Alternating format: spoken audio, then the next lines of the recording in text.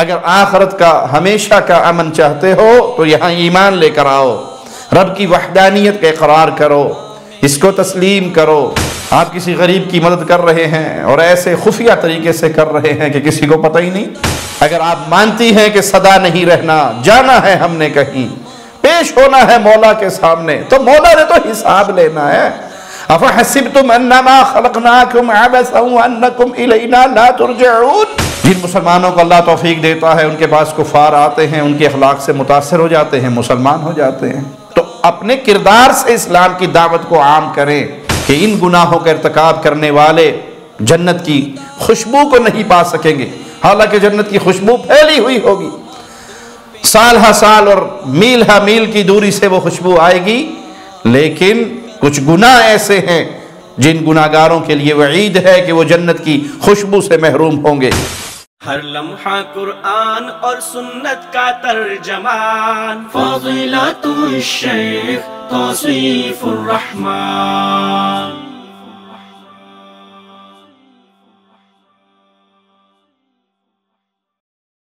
السلام علیکم ورحمۃ اللہ وبرکاتہ۔ ان الحمد للہ نحمده ونستعینه ونستغفره ونعوذ باللہ من شرور انفسنا ومن سیئات اعمالنا، من يهده اللہ فلا مضل له ومن يضلل فلا هادی له، اشہد ان لا الہ الا اللہ وحدہ لا شریک له واشہد ان محمدا عبدہ ورسولہ، اما بعد۔ اہل ایمان اپنے رب کی رحمت سے جنت کے مہمان بنیں گے، تو جنت میں ان کے لیے وہ نعمتیں ہوں گی جن نعمتوں کو نہ کسی آنکھ نے دیکھا، نہ کسی کان نے سنا، نہ کسی کے دل و دماغ پہ اس کا تصور آیا۔ ان کے اعلیٰ محلات ہوں گے، بالا خانے ہوں گے۔ مالک اہل جنت کو کیا کچھ عطا فرمائے گا؟ آئیے مالک کا فرمان سنتے ہیں۔ لیکن الذین اتقوا ربهم لهم غرف من فوقها غرف، لیکن جو لوگ اپنے رب سے ڈر گئے، یہ ہے بنیادی چیز، اللہ کا ڈر، اللہ کا خوف، اللہ کا تقوی۔ اللہ ہم سب کا دل اس تقوی کی دولت سے مزین فرما دے۔ ان کے لیے بالا خانے ہیں، ان کے اوپر اور بالا خانے ہیں، مبنیۃ تجری من تحتها الانہار، نیچے بھی بالا خانے، اس کے اوپر بھی بالا خانے بنے ہوئے ہیں جن کے نیچے سے نہریں بہتی ہیں۔ وعد اللہ، یہ مولا کا وعدہ ہے۔ اے دنیا میں رہنے والو، یہ زندگی اللہ کے حکم کے مطابق گزار کر آؤ تو تمہیں جنت میں محلات ملیں گے، بالا خانے ہوں گے جن کے نیچے نہریں بہتی ہوں گی۔ یہ رب کا وعدہ ہے۔ لا یخلف اللہ المیعاد، اللہ اپنے وعدے کے خلاف نہیں کیا کرتا۔ جو رب وعدہ فرما لے وہ اپنی رحمت سے پورا فرماتا ہے۔ اللہ اپنے وعدے کے خلاف نہیں کیا کرتا۔ ایک اور مقام پہ مالک کا فرمان ہے، سنیے۔ وَمَا أَمْوَالُكُمْ وَلَا أَوْلَادُكُمْ بِالَّتِي تُقَرِّبُكُمْ عِنْدَنَا زُلْفَىٰ، تمہارے مال، تمہاری اولاد، تمہارے بیٹے، یہ تمہیں ہمارے قریب نہیں کریں گے۔ اس کی بنا پر قیامت کے دن درجات یا قربت نہیں ملے گی۔ ہاں، وہاں کسی سے ملے گی۔ قربت کے ذرائع کیا ہیں؟ إِلَّا مَنْ آمَنَ وَعَمِلَ صَالِحًا فَأُولَئِكَ لَهُمْ جَزَاءُ الضِّعْفِ بِمَا عَمِلُوا وَهُمْ فِي الْغُرُفَاتِ آمِنُونَ۔ اللہ کی قربت چاہیے تو مال دولت اکٹھے کرنے کے لیے اس دور میں اپنا سارا وقت نہ گزار دو، اور یہ نہ سمجھو کہ مال ہے، اولاد ہے تو بس یہ جہاں بھی سکھی تو اگلے جہاں بھی سکھی ہوں گے۔ وہاں اللہ کی قربت کیسے ملے گی؟ من آمن، جو ایمان لے کر آیا، جس نے لا الہ الا اللہ کو پہچانا، جس نے رب کی وحدانیت کو تسلیم کیا اور نیک اعمال کیے، تو یہی وہ لوگ ہیں جن کے اعمال کا دگنا بدلہ ہوگا قیامت کے دن. ایمان لے کر آئے اور نیک اعمال کیے، یہ قیامت کے دن اجر و ثواب میں دگنا بدلہ پائیں گے. کلام الہی کے اس انداز پہ غور کریں، بما عاملوا، ان کو درجات کی بلندی یا اجر و ثواب میں زیادتی. کیوں؟ بما عاملوا، یہ جو دنیا میں کر کر آئے. تو اگر دنیا کی زندگی پیارے بھائی ایمان سے خالی ہوئی، عمل صالح سے خالی ہوئی، آخرت کی فکر اس کے لیے دل میں کوئی جگہ ہی نہیں، دماغ میں اس کے لیے کوئی سوچ ہی نہ ہو، اور ساری زندگی 2 + 2 4 کے چکر میں گزار دیں، تو پھر وہاں درجات کی بلندی حسب و نسب کی بنیاد پہ تو ہے نہیں. حسب و نسب تو صرف دنیا کا تعارف ہے، دنیا کی پہچان ہے. ان اکرمکم عند اللہ یتقاکم، وہاں تو تقوی کا وزن ہوگا. جو زیادہ متقی ہے، جو اللہ کا زیادہ پیارا ہے، اللہ سے زیادہ ڈرنے والا ہے، وہی اس کا پیارا ہے. تو یہ جملہ بڑا غور طلب ہے. بما عملوا، اس دنیا میں جو کچھ کر کے آئے، ایمان لے کر آئے، توحید کو تسلیم کیا، اس دعوت پر پختہ رہے، اس دعوت کو پھیلاتے رہے، پھر توحید کے ساتھ ساتھ نیک اعمال کرتے رہے. اب ان کو ملے گا کیا؟ وَهُمْ فِي الْغُرُفَاتِ آمِنُونَ، وہ جنت کے بالا خانوں میں امن سے رہیں گے، وہاں انہیں کوئی ٹینشن نہیں. یہ ٹینشنیں سب دنیا کی زندگی میں ہیں، اور دنیا کی زندگی ہے کتنی؟ 60 70 80 سالہ زندگی ختم ہو جانے والی. قیامت کے مقابلے میں تو ایک قطرہ ہے، سمندر کا مقابلہ کیا کرے گا؟ بہت جلدی ختم ہو جانے والی. اگر آخرت کا ہمیشہ کا امن چاہتے ہو تو یہاں ایمان لے کر آؤ، رب کی وحدانیت کا اقرار کرو، اس کو تسلیم کرو، اس کے مطابق زندگی گزارو، نیک اعمال کرو، تو پھر قیامت کے دن بالا خانوں میں رہو گے، پر امن کے ساتھ رہو گے. وہاں کوئی بے امنی، کوئی خوف، کوئی ٹینشن وہ نہیں ہوگی. رسول اللہ صلی اللہ علیہ وسلم کا فرمان ہے کہ جنت کے بالا خانے اتنے خوبصورت کہ اس کے اندر سے باہر اور باہر سے اندر صاف دکھائی دیتا ہوگا. نبی کریم صلی اللہ علیہ وسلم کی ایک فرمان میں یہ بالا خانے ہیں کن کے لیے؟ وہ نیک اعمال کون سے ہیں جن کو جنت میں یہ بلند محلات ملیں گے؟ وہ جو لوگوں کو کھانا کھلاتے. یہ کھانا کھلانا بہت بڑی عبادت ہے. ہاں، نیت یہ ہو کہ میں اللہ کے لیے کھلا رہا ہوں. نیت ہر عمل کی بنیاد ہے. انما الاعمال بالنیات، عمل کھڑے ہی نیتوں کے اوپر ہے. نیت اللہ کو راضی کرنا ہوئی تو یہ چھوٹا سا عمل بھی آپ کو جنت کے بالا خانوں میں لے جائے گا. اور نیت پبلک کے اندر مشہوری، ریاکاری، دکھلاوا، شہرت، چرچا، واہ واہ، بلے بلے، مشہورییں، تو بڑے بڑے اعمال بھی برباد ہو جائیں گے. شہادت کا عمل کوئی چھوٹا عمل ہے، اگر شہرت مقصود ہو تو برباد ہو گیا. اور کھانا کھلانا مقصود یہ ہو کہ اللہ راضی ہو جائے. آپ کسی غریب کی مدد کر رہے ہیں اور ایسے خفیہ طریقے سے کر رہے ہیں کہ کسی کو پتہ ہی نہیں، خاموشی سے جاتے ہیں، اس کے گھر میں راشن پہنچا دیتے ہیں، اس کے اکاؤنٹ میں ماہانہ کچن کا خرچہ ڈال دیتے ہیں. کوئی نہیں جانتا، آپ جانتے ہیں، آپ کا اللہ جانتا ہے، یہ جس غریب کو دے رہے ہو وہ جانتا ہے. آپ کا یہ عمل آپ کو جنت کے بالا خانوں میں پہنچا دے گا. اور آپ ٹرک کے ٹرک بانٹ رہے ہیں، آٹے کے، گیہوں کے، اور مکمل چینلز آپ کو کور کر رہے ہیں، اخبارات میں آپ کی خبریں چھپ رہی ہیں، دنیا کے اندر آپ کو سخی سرور کے نام سے یاد کیا جائے. بڑا کھلا دسترخوان ہے جی، کسی کو انکار نہیں کرتا، بہت کچھ دیتا ہے، چلے جاؤ بس اس کے در پہ. اگر نیت کے اندر یہ فطور ہو تو بھائی، پیارے بھائی، پوری دنیا خرچ کر لو، قیامت کے دن اللہ کے ترازو میں مچھر کے پر کے برابر بھی اس کا وزن نہیں ہوگا. ہوا منصورہ، مٹی بنا کے اڑا دیا جائے گا. کیوں؟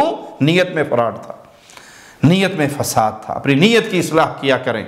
ہر نیکی کرنے والا، تو کتنے چھوٹے سے عمل بیان ہوئے حدیث میں، جنت کے بالا خانوں تک پہنچنے کے، لوگوں کو کھانا کھلانے والا. اب لازمی نہیں کہ آپ 1000 بندے کو کھانا کھلائیں، آپ کی حیثیت ایک بندے کو روٹی کھلانا ہے، آپ ایک کو کھلا دیں. آپ کا یہ عمل بھی اگر نیت درست ہے، ایمان سلامت ہے، اللہ کی جنت میں پہنچا دے گا. لوگوں کو سلام کرنا یہ نہیں ہے کہ اپنے معیار کے لوگوں کو سلام کرنا، چودھری صاحب صرف چودھریوں کو سلام کریں گے، کوئی تیلی آ گیا، کوئی کمہار آ گیا، کوئی جولاہا آ گیا، کوئی کمزور ذات کا، کوئی کمزور حیثیت کا آ گیا تو اس کی طرف منہ ہی نہیں کرنا۔ مجبوراً کہیں ہاتھ ملانا بھی پڑ جائے چودھری صاحب کو تو 3 انگلیاں دے کے منہ ادھر کرتے ہوئے اشارے سے آگے بھیج دینا، یہ حال نہ ہو، وہ سلام کرے، مومن ہے، مومن پر سلامتی ہے، السلام علیکم ورحمۃ اللہ وبرکاتہ، سلام کو پھیلائے۔ یہ سلام کو پھیلانا، یہ غریبوں کو کھانا کھلانا، اور جب رات کو لوگ سو رہے ہو وہ کچھ وقت نکال کے ضرور مصلی پہ سوار ہو جائے اپنے رب کو منانے کے لیے، راتوں کو کچھ نہ کچھ وقت وہ مصلی پہ گزارے۔ یہ 3 عمل حدیث میں بیان ہوئے، جنت کے بالا خانوں تک پہنچا دیں گے آپ کو اللہ کی رحمت سے۔ ایمان سلامت ہو، عقیدہ درست ہو، راستہ جس پہ آپ چل رہے ہیں وہ صراط مستقیم ہو، فرقوں میں نہ بٹے ہوئے ہوں، گمراہیوں میں نہ ڈوبے ہوئے ہوں، شریعت کی اصل تعریف سے بے خبر نہ ہو، بلکہ شریعت کو پہچان لیا، توحید کو پہچان لیا، نبوی راستے کے راہی بن گئے۔ اب غریبوں کو کھانا کھلا دیں، لوگوں میں سلام کو عام کریں، راتوں کو کچھ لمحات اللہ کے سامنے تہجد پڑھتے ہوئے گزار دیں، آپ سلامتی کے ساتھ اللہ کی جنت میں داخل ہو جائیں گے۔ اور اہل جنت جب اپنے جنت کے گھروں میں جائیں گے تو انہیں کسی سے پوچھنا نہیں پڑے گا میرا گھر کون سا ہے، میری حور کون سی ہے، میرا محل کون سا ہے، میرا مقر کون سا ہے۔ جیسے بندہ جمعہ پڑھ کے واپس نہیں آتا اپنے گھر کو دنیا کے اندر، ایسے جب وہ جنت میں داخل ہوں گے انہیں کہا جائے گا جاؤ اپنے گھروں میں داخل ہو جاؤ، تو اس طرح وہ اپنے گھروں کو پہچانتے ہوں گے جیسے تم دنیا میں اپنے گھر کو پہچانتے ہو، اور اس طرح وہ اپنے گھروں میں داخل ہوں گے۔ مالک کا فرمان سنیے، والذین قتلوا فی سبیل اللہ فلن یضل اعمالہم، جو لوگ اللہ کے راستے میں قتل ہو گئے، شہید ہو گئے، اللہ ان کے اعمال کو ہرگز ضائع نہیں کرے گا۔ اللہ کے راستے میں شہید ہو جانا بہت بڑا عمل ہے، اللہ تجھے تیرے پیارے ناموں کا واسطہ ہے، جب تک زندہ رہیں لا الہ الا اللہ کا پیغام دیتے رہیں، توحید کی طرف لوگوں کو بلاتے رہیں۔ اے اللہ جب موت دینا اسی توحید کو پھیلاتے ہوئے، اسی لا الہ الا اللہ کو عام کرتے ہوئے، اہل شرک کے ہاتھ سے شہادت کی موت دینا۔ مولا فرماتا ہے جو ہمارے راستے میں شہید ہو گئے ہم ان کے اعمال کو ضائع نہیں کریں گے، سَيَهْدِيهِمْ وَيُصْلِحُ بَالَهُمْ، وہ جلد ان کی رہنمائی کرے گا اور ان کے حال کی اصلاح کرے گا۔ وَيُدْخِلُهُمُ الْجَنَّةَ عَرَّفَهَا لَهُمْ، ان کو اس جنت میں داخل کر دے گا جس کی خوب پہچان ان کو کروا چکا ہے۔ امام مجاہد رحمہ اللہ اس آیت کی تفسیر بیان کرتے ہوئے فرماتے ہیں اہل جنت خود بخود اپنے گھروں تک پہنچ جائیں گے، گویا وہ ہمیشہ سے انہی گھروں میں رہتے ہیں، انہیں کسی سے اپنے گھر کا راستہ پوچھنے کی ضرورت محسوس نہیں ہوگی۔ امام قرطبی رحمہ اللہ فرماتے ہیں جب اہل جنت جنت میں داخل ہو جائیں گے ان سے کہا جائے گا جاؤ اپنے گھروں کی طرف روانہ ہو جاؤ، تو وہ اپنے گھروں کی طرف ایسے روانہ ہوں گے جیسے کوئی نماز جمعہ پڑھنے کے بعد اپنے گھر کی طرف واپس لوٹتا ہے، انہیں گھر ڈھونڈنے نہیں پڑیں گے۔ اللہم اجعلنا منہم ومعاہم وفیہم، اے اللہ اپنی رحمت سے، اپنے فضل سے، اپنے کرم سے ہمیں بھی ان پیاروں میں شامل فرما دے جو تیری رحمت سے تیری جنتوں کے مہمان بنیں گے۔ نبی کریم صلی اللہ علیہ وسلم کا فرمان ہے، صحیح بخاری حدیث نمبر 6535، کہ جب اہل ایمان جہنم کی آگ سے بچ کر آگے نکل جائیں گے تو جنت اور جہنم کے درمیان ایک پل پہ ان کو روک لیا جائے گا جہاں انہیں ایک دوسرے کے مظالم کا بدلہ دیا جائے گا۔ پھر ان کے دل صاف ستھرے ہو جائیں گے، ایک دوسرے کے میل سے، بغض سے، کینہ حسد سے صاف ستھرے دل ہو جائیں گے، پھر انہیں جنت میں جانے کی اجازت مل جائے گی، جاؤ اپنے گھروں میں داخل ہو جاؤ۔ اس ذات کی قسم جس کے ہاتھ میں محمد صلی اللہ علیہ وسلم کی جان ہے، اہل جنت اپنے گھروں کو زیادہ اچھی طرح پہچانیں گے جس طرح وہ دنیا کے گھروں کو پہچانتے تھے، اس سے بھی زیادہ اچھی طرح اپنے جنت کے گھروں کو پہچانیں گے۔ جنت میں محلات تو ہوں گے، نعمتیں ہوں گی، جنت میں اہل جنت کو خیمے بھی ملیں گے۔ رسول اللہ صلی اللہ علیہ وسلم کا فرمان ہے जन्नत में मोमिन का एक खैमा वो मोती का बना हुआ होगा, खौलदार मोती, उसकी लंबाई 70 मील की मुसाफत के बराबर होगी, और इसमें मोमिन की बीवियां होंगी, वो एक दूसरे को नजर नहीं आएंगी। ये खैमे मोमिन जहां चाहेगा जन्नत के अंदर लगाएगा। जन्नत चीज ही ऐसी है कि जो आपके जी में आएगा वो आपको मिल जाएगा, जो आपकी ख्वाहिश होगी अल्लाह वो आपको अता फरमा देगा। सही बुखारी 4879 नंबर रिवायत है, रसूलुल्लाह सल्लल्लाहु अलैहि वसल्लम ने जन्नत के इस खैमे की कैफियत बयान की कि वो खैमा एक मोती होगा जिसकी लंबाई 70 मील होगी, जिसके हर कोने में इस जन्नती की एक बीवी होगी जो किसी और को नजर नहीं आएगी। तो ये नेमतें हैं जो अहले जन्नत को अल्लाह मालिक की तरफ से मिलेंगी। जब घर इतने प्यारे, महल्लात इतने प्यारे, बालाखाने इतने प्यारे, खैमे इतने प्यारे, तो उनके अंदर साजो सामान भी बहुत प्यारा। मालिक का फरमान सुनिए, फीहा सुरुरुम मरफूआ, इसमें ऊंचे तख्त होंगे, व अकवाबुम मौदूआ, जाम रखे हुए होंगे, व नमारिक़ु मसफूफा, और कतारों में गाव तकिए लगे हुए होंगे, व ज़राबिय्यु मबसूसा, उम्दा गालीचे बिछे हुए होंगे। तख्त ऊंचे होने का मायना क्या है कि वो बहुत आरामदेह नरम तख्त होंगे। इसी तरह जन्नत की खुशबू बड़ी प्यारी और बड़ी पाकीज़ा होगी। रसूलुल्लाह सल्लल्लाहु अलैहि वसल्लम ने बाज़ गुनाहों का जिक्र किया कि इन गुनाहों का इर्तिकाब करने वाले जन्नत की खुशबू को नहीं पा सकेंगे, हालांकि जन्नत की खुशबू फैली हुई होगी, साल हा साल और मील हा मील की दूरी से वो खुशबू आएगी।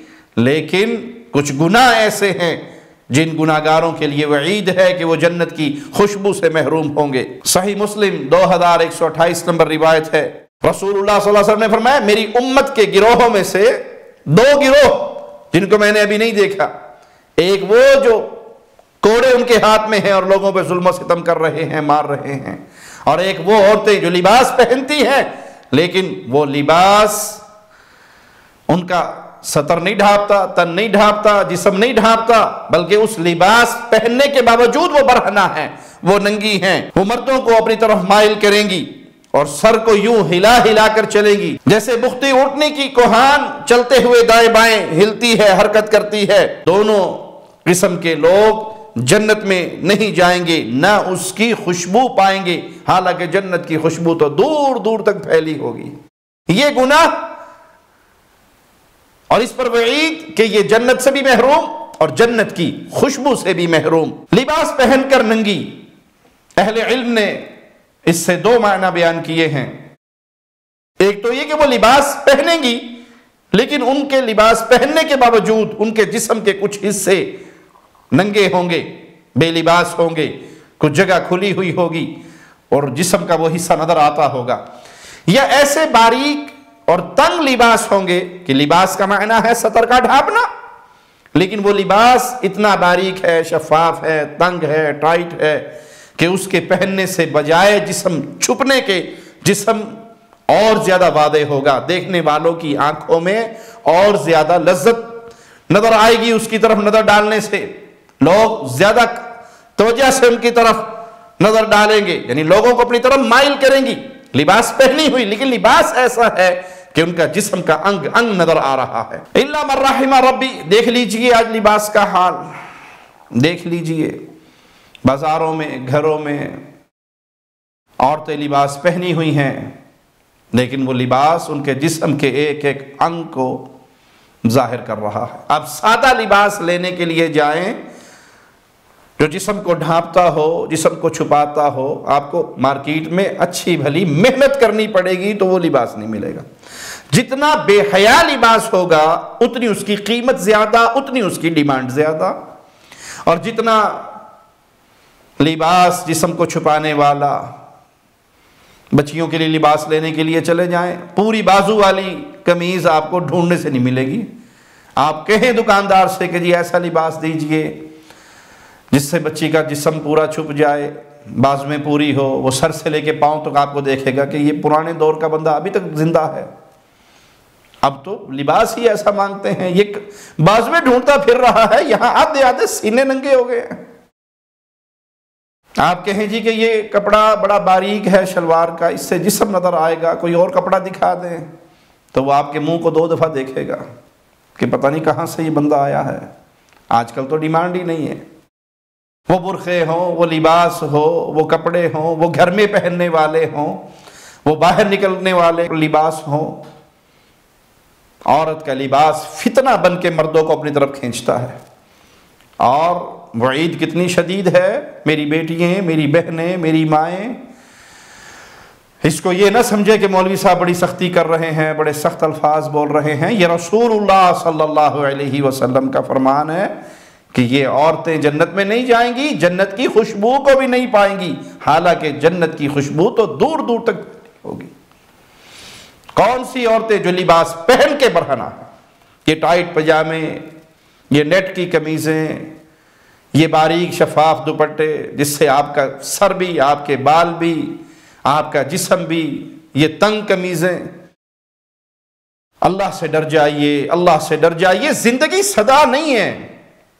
اگر تو زندگی سدا ہے، مزے کرو، جو مرضی پہنو، لیکن اگر آپ بھی مانتی ہیں کہ آپ کی دادی اماں مر چکی ہیں، آپ کی نانی اماں مر چکی ہیں، آپ کی والدہ قبر کے قریب، ٹانگیں ان کی لٹکی بھی ہیں قبر میں، معنی یہ زندگی کا اختتام ہو رہا ہے، تو آپ کی جوانی سدا رہے گی۔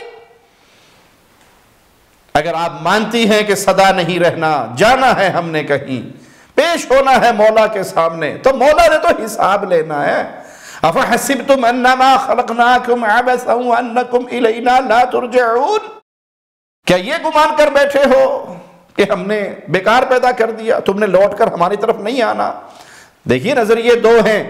ایک لوگوں کا نظریہ یہ ہے کہ ہم نے کہیں نہیں جانا، مریں گے مٹی ہو جائیں گے۔ آپ کا بھی یہی ہے، جو جی میں آئے کرو۔ لیکن اگر آپ مسلمان ہیں، سمجھتی ہیں کہ نہیں، موت برحق ہے، قیامت کا دن برحق ہے، اللہ کے سامنے کھڑا ہونا ہے، تو اللہ کے لیے اصلاح کر لیجئے، وہاں سوال و جواب ہوں گے۔ اور پیارے نبی صلی اللہ علیہ وسلم کی اس وعید کو اپنے ذہن میں رکھیے، اپنا لباس خریدتے ہوئے، پردے کی چادر سلواتے ہوئے، کہ اگر یہ جسم کو اور وعدے کر رہی ہے، اٹریکشن اور بڑھ رہی ہے، تو کہیں آپ اس وعید کا شکار تو نہیں ہوگی کہ جنت کی خوشبو بھی نہیں ملے گی۔ لباس لیتے ہوئے خاص طور پہ چھوٹی بیٹیاں، چھوٹی بچیاں، ان کے لیے بہت احتیاط کیجئے۔ دیکھیے، آپ بچپن سے انہیں جو پہنا رہے ہیں، یہ ان کو آپ تربیت دے رہے ہیں، بڑے ہو کر وہ یہی پہنیں گے۔ اگر آپ کی بچی چھوٹی ہے اور آپ بغیر بازو کا لباس، آدھے آدھے سینے کھلے ہوئے اور ٹائٹ پجامے انہیں پہناتے ہیں، اور وہ 10 سال تک یہی پہنتی ہے، 12 سال تک یہی پہنتی ہے، 14 سال تک یہی پہنتی ہے، اب آپ سمجھے کہ یہ 16 سال کی ہو گئی، جوان ہوگی، اب یہ لباس بدل لے، جو 14 سال آپ نے اس کی تربیت کی ہے، وہ آپ کے ایک حکم سے تبدیل ہو جائے گی۔ ابتدا سے اپنی بچیوں کو ایسا لباس پہنائیے جو شرم حیا کے تقاضے پورے کرتا ہو، بے حیائی کی دعوت نہ دیتا ہو۔ بچے کو آپ جو بچپن سے لے کر چلیں گے، جوانی میں اس نے وہی کچھ کرنا ہے۔ ساری عمر آپ نے 14-15 سال اس کو جانور والا لباس پہنایا، اور آپ سمجھیں کہ اب وہ میٹرک کی ہو گئی، 9th میں ہو گئی، اب وہ ہماری مرضی کا لباس پہن لے، تو آپ کی بھول ہے، آپ نے بچی کو برباد کیا ہے۔ اللہ سے ڈر جائیے، اپنی بچیوں کی تربیت ابتدا سے کیجیے۔ خوش نصیب ہے وہ جس نے اسلام کے مطابق زندگی گزاری اور جنت کے بالا خانوں کا مہمان بن گیا، اور بد نصیب ہے وہ جس نے اس زندگی کو ہی سب کچھ سمجھا اور 60-70 سالہ زندگی کے لیے آخرت کی اس زندگی کو برباد کر بیٹھا، جہاں موت کو موت آ جائے گی، موت بھی کسی کو دوبارہ نہیں آئے گی۔ اہل ذمہ پر ظلم کرنا، وہ نان مسلمز، یہود و نصارہ جو کسی معاہدے کے تحت امان لے کر، پناہ لے کر مسلمان ملک میں رہتے ہیں، ان کے اوپر ظلم و ستم کرنے سے شریعت اسلامیہ نے شدت سے منع کیا ہے۔ جب مسلمان حکمران نے ان کو امان دے دی، اپنے ملک میں رہنے کی اجازت دے دی، اب کسی مسلمان کے لیے جائز نہیں کہ ان کے ساتھ ظلم و زیادتی کرے۔ پیارے نبی صلی اللہ علیہ وسلم نے فرمایا، جس نے اہل ذمہ کو قتل کیا، اللہ نے اس پر جنت کی خوشبو حرام کر دی، جنت کی خوشبو ان پہ حرام ہے۔ اور جنت کی خوشبو 70 برس کی مسافت سے آئے گی۔ یہ مسلمان ملکوں میں داخل ہو گئے، یہودی ہیں، عیسائی ہیں، نان مسلم ہیں، مسلمان حکومت نے ان کو ویزے دیے ہیں، اجازت دی ہے، اپنے ملک میں رکھا ہے۔ اب مسلمان حکومت کی ذمہ داری ہے کہ وہ ان کی حفاظت کرے، اور مسلمانوں کی ذمہ داری ہے کہ ان کے ساتھ اچھا سلوک، اچھا برتاؤ، اپنے کردار اور اخلاق سے انہیں مسلمان کر لے۔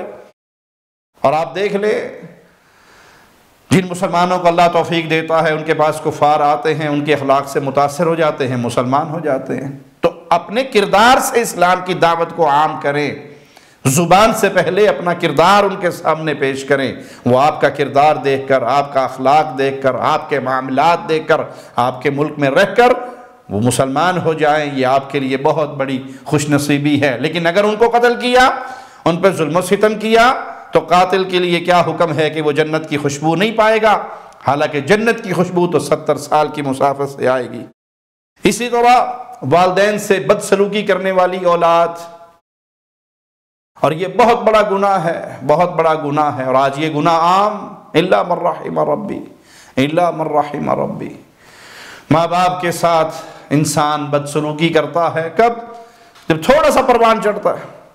7-8 سال کا بچہ اپنی ابو سے بہت پیار کرتا ہے، 8-9 سال کا، 10 سال کا، 12 سال کا، 14 سال میں پہنچتا ہے، اسے ماں باپ تھوڑے تھوڑے برے لگنے شروع ہوتے ہیں۔ جو وہ باہر کی دنیا میں نکلتا ہے، وہ آزادی چاہ رہا ہوتا ہے، اور ماں باپ اس کو پابندیوں میں رکھنا چاہتے ہیں کہ ہمارا بچہ کچھ بن جائے، یہ خراب نہ ہو، یہ آوارہ نہ ہو، یہ تعلیم سے دور نہ ہو، یہ گندی محفلوں میں نہ بیٹھے۔